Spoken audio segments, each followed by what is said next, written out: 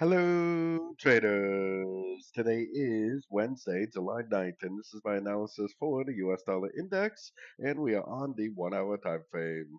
So on the 1 hour time frame, I got my Fibonacci retracement on this move up right here, because if this is going to continue to trend up on the daily and the 4 hour time frame, then this move down right here potentially is going to be a pullback to this move up.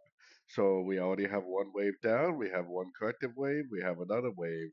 3 ways down, a Fibonacci bounce is exactly what I'm looking for. So if it does bounce from the 61.8 or potentially the 78.6, make a nice engulfing move to the upside, then that is definitely going to be my next entry to go long or my next entry on the dollar pairs themselves. So definitely keeping an eye on my Fib levels for another potential entry for the continuation of this uptrend on the higher time frames.